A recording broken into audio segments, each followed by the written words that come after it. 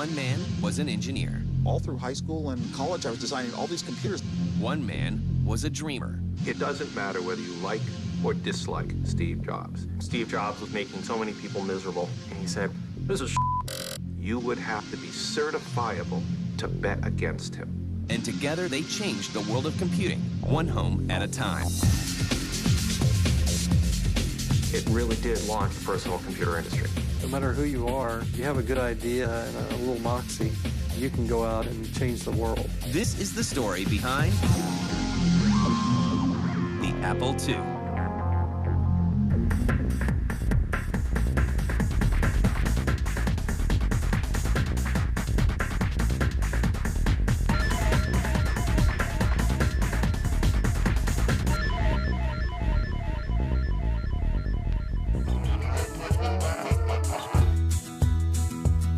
From as early as grade school, Steve Wozniak has a fascination with technology. Back in elementary school, it was actually building incredible projects, starting out with little switches that play a game of tic-tac-toe, and then transistors that could do adding and subtracting. By high school, I actually discovered that I sort of knew logic, and I got some computer manuals, and I started putting the two together, and I started designing my own computers. So all through high school and college, I was designing all these computers. I didn't think it'd ever be a job. I just did it for fun. Wozniak goes to college at UC Berkeley, but ends up getting sidetracked in 1973. I took a year off to work, and within less than a year, I had a job at Hewlett-Packard designing the greatest products in the world, the calculators, the first scientific calculators, and my career just kept going up and up and up, and I didn't get back to school. I mean, I was an engineer, so I didn't really need a degree. While working at Hewlett-Packard, the young engineer is introduced to an old classmate. A friend down the street, Bill Fernandez, worked in our group at Hewlett-Packard. He had introduced me to this guy, Steve Jobs, that he knew, because Steve and I went to the same high school. And Bill said, "You guys have something in common. You have to meet." So Steve and I met, and we hit it off. We started talking about electronics, where it might go, what some of the new devices were. We just shared such a connection there. Their shared interest leads them both to the Homebrew Computer Club in Menlo Park, California. Remember that phrase, anarchists unite? That was the Homebrew Computer Club. There must have been 250 people there, and you couldn't get two of them to agree on any other name, on anything. The people who showed up were professional programmers with no hardware experience who wanted to know about this new hardware machine that had just come out. Hardware people with no software experience who wanted to learn about software. It was a great match. I had drifted away from computers. I had lost track of things like microprocessors. I didn't really know they existed. And then a friend called up and said, "There's this group starting up, a little meeting they're going to have, and you might want to go." I went to the club and discovered that everybody else was there for microprocessors and these little low-cost computers built on microprocessors. The club was catalyzed by the appearance in the Bay Area of the very first model of the Altair, what we would now call personal computer. Right that night, late that night, maybe around midnight, I said, "I'm back in business." Steve Wozniak always sat at the one seat there which had an electrical outlet nearby it. So we'd always have something set up there. Now there's another guy, Steve Jobs, who was at that time a very silent person. He would be sort of lurking around, listening and just absorbing lots and lots of information. My initial impressions of Steve Jobs was that he was young, hippie, arrogant. There were a lot of us in the world that had sort of wanted our own computer, but all we had was our company's computer, and we couldn't really do our things on it. If you had asked me about the future of computers before 1974, I would have told you that I didn't think it had a future. At least not the way it was done in 1974 with mainframes and Fortran and punch cards. We grew up to about 550 members every meeting. And of course, right from the start, I sat down and said, "I'm going to design a computer I can finally afford one. I can buy a cheap microprocessor chip. I can buy some RAM from somebody in the club. I can attach my terminal that I designed at home, and I'll have a keyboard, a TV set, and a little computer." Wozniak teams with Steve Jobs to make his new idea a reality. At first, it was just designed to show off at the club. I didn't have a company, so of course, I passed out the schematics. Everybody at the club could just take it and build their own. And then, like a whole bunch of things that I designed in my life, Steve Jobs came along and said, "Hey, let's sell it." On April Fool's Day 1976, Jobs and Wozniak create the Apple Computer Company and release their new PC as the Apple I. The computers are priced at exactly $666.66.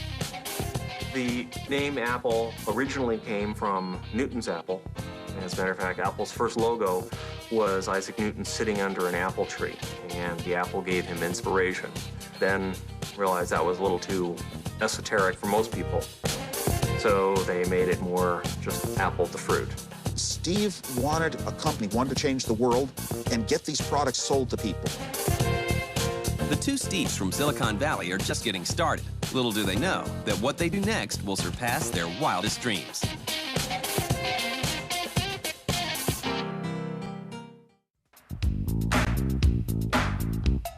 By 1976, Apple is up and running.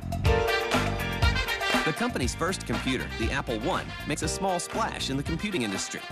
Even in the earliest days, the Apple I, you know, you couldn't have made money if you were a real company and had expenses, you know, and salaries, but all we had was ourselves working at home for free. I had a job at Hewlett-Packard, and Steve lived at home, and we could just sort of do just enough to get some sales going, and we got a bank account up to about $10,000, nothing real big. We sold about 150 of those Apple I computers, and we were just a little partnership, not a corporation. It wasn't the big product that was going to change the world. I saw the Apple I, and I thought it was a little bit unwieldy. It seemed like good first effort. Within a year, two competitors are released, the Tandy TRS-80 and the Commodore PET. But Steve Jobs and Steve Wozniak have a new product of their own, the Apple II.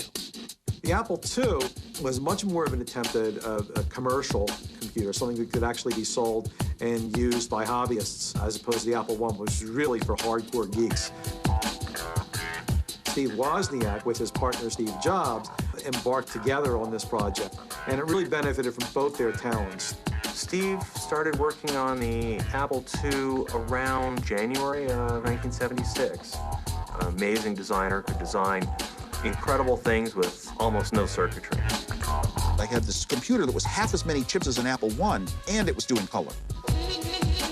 At the time, everybody was designing with the 8080s. Woz chose the 6502 because 6502 was selling for $25 and he could afford that. And the 8080 was actually very expensive. He went to the Westcon show and they were handing out 6502s as a promotion. So he took one and said, hey, I'll design a computer around this. Wozniak envisions the Apple II as a computer that will revolutionize both the home PC market and the game industry.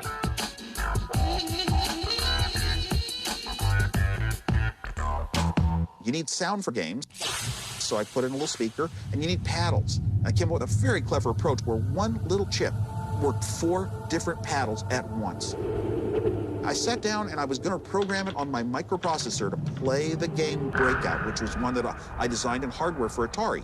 And as I sat there and was about to start writing, I said, I wonder if it's possible to write a game in BASIC, the language that normal people can use. So I added the commands to put color on your TV set in the right places, and to put lines of color and blocks of color. And then I said, I'll make a little white ball.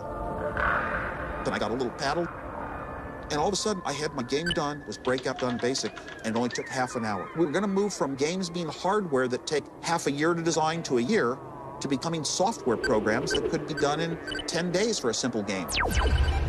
In the first West Coast Computer Fair in 1977, I saw the Apple II for the first time. The Apple II showed up, which says color. Oh, it has a plastic molded case. No one else had that. It had a bus structure for cards, and it also had 2-port memory. And it was being sold as fully assembled. The appearance of the Apple II was purely Steve Jobs, and that was so critically important because now you had a computer that didn't look scary. Up until that time, every computer came in this military-looking square boxes. The Apple II came, it was sleek, it was sexy. That helped it to gain acceptance into a lot of people's homes. It was incredibly flexible. It had a lot of input-output slots inside the case. It had a very open architecture. It was very easy for people to program.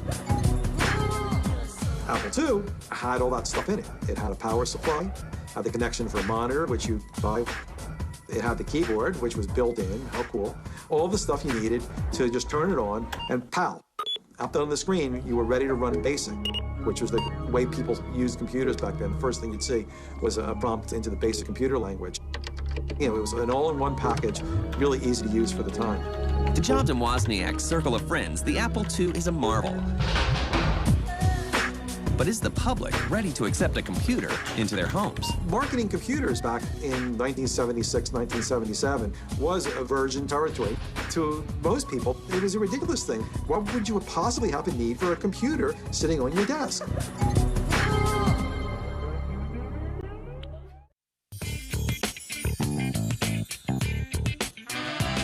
The first Apple IIs are shipped out in June 1977.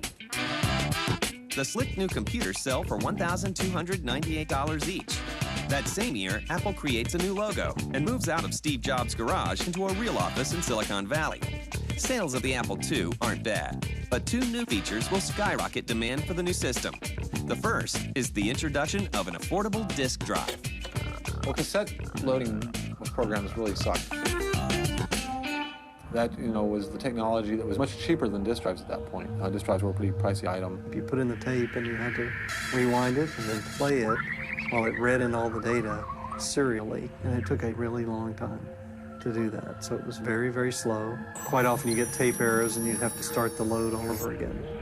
When we first started Apple in the office in January of '77, Woz would tell me about these ideas he had for doing a disk drive. He'd had the idea for years before, making it a simple state machine. He started bringing it up, and my God, it worked. It was incredible. No one could believe that the disk was just controlled by these 6 little chips. Up to that time, everything had been like 40 or 50 chips. So we were going to be able to offer the disk at a price that no one had ever seen before.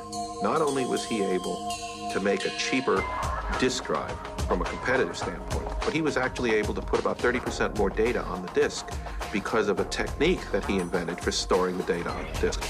And he did all of that work in his head. The introduction of the disk, I think, is the single largest event that made Apple a real company. It allowed us to actually mass-produce media.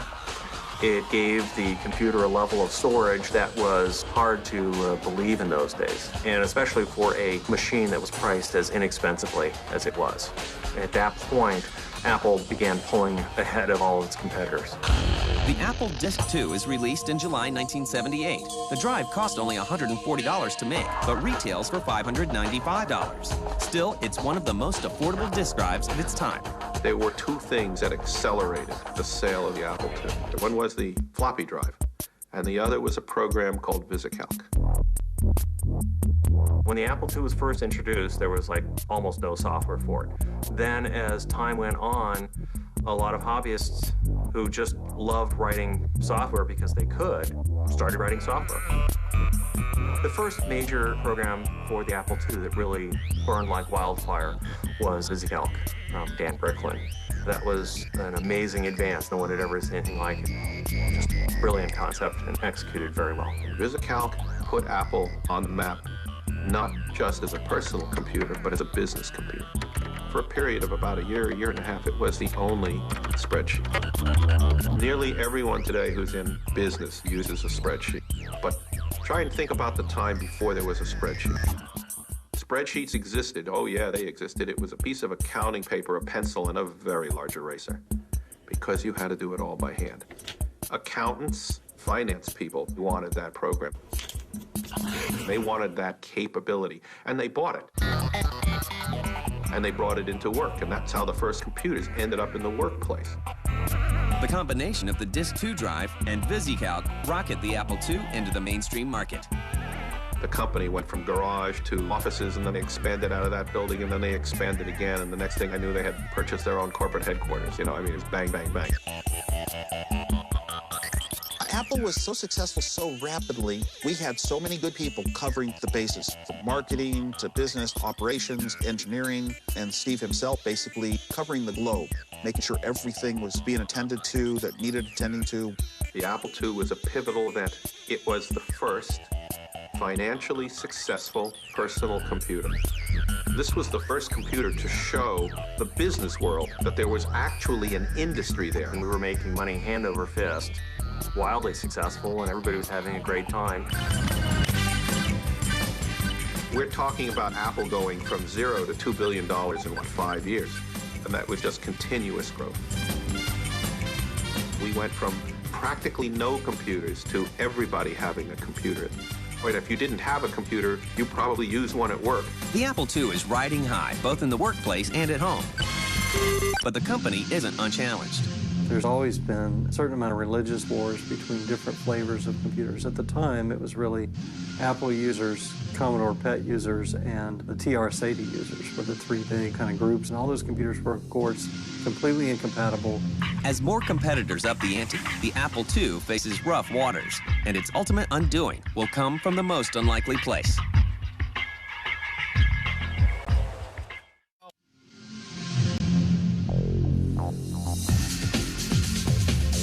In 1980, there are close to 300,000 Apple II users. The company now employs more than 1,000 people, and an improved Apple II Plus is on store shelves. Once again, the young company looks ahead to the future. Well, the Apple went through a whole series of Apple IIs. There was the Apple II, there was the Apple IIe, there was the Apple IIc, which was the smaller, white-boxed Apple. In each case, they were repackaging essentially the same machine to try to make it more friendly to the consumers in one way or another. Apple was very good at marketing, and still some of the slickest software, especially like a business application, was on the Apple. But not all the new ideas are good ones. The company started hiring a bunch of MBAs who came in and said, wow, really cute company you built here. We'll show you how to do it right. A consequence, an example of what they produced was the Apple III. It was not a brilliant engineer working through design. It was not even a brilliant idea. The Apple III was designed more as a direct competitor to the IBM PC. The Apple III was deliberately positioned to be a business machine. And a lot of people thought that was really a great design and something that really could stand toe-to-toe with the IBM PC. But it really wasn't as powerful as the IBM. The very first units they had a flaw in them. They had to recall them, and the thing got off to a really bad start. It was so disappointing that the company could produce something so bad. And that was a major failing for them. Never really recovered from that. Steve Jobs was still with the company when Apple III came out, and he hated it. But despite Apple's failures, the Apple II still manages to perform.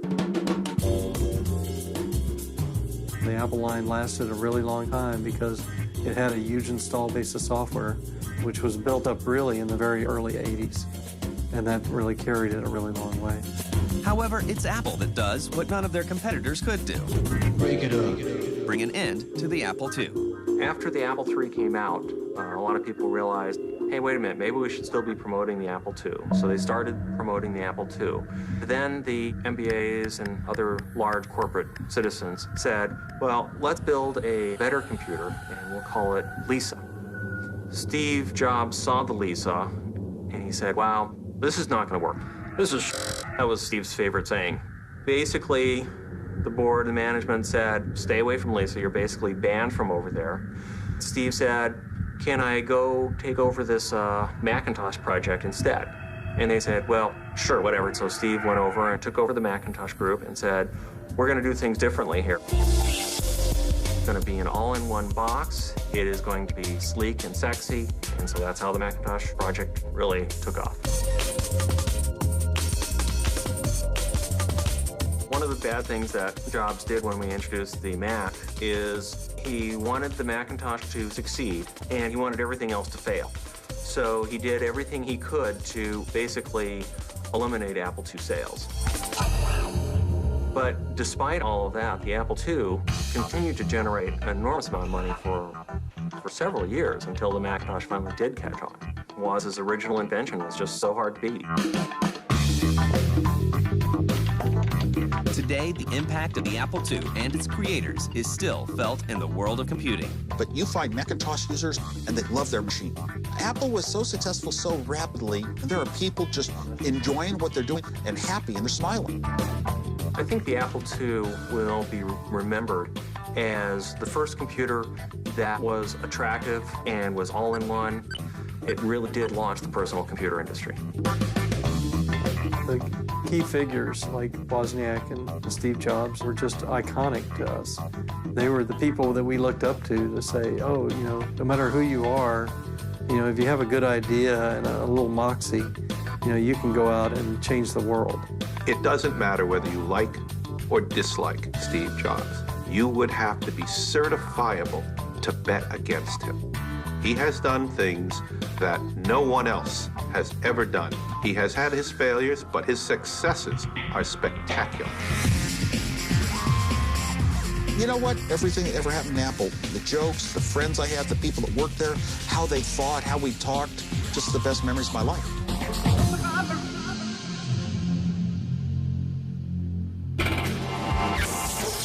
Phone, 1.2 megapixel camera, and holds 5,000 MP3s. Wow, that's really impressive. Oh, hold on a second, sorry. Hello? Yeah, hey, I'm in the middle of lunch. Can I call you back?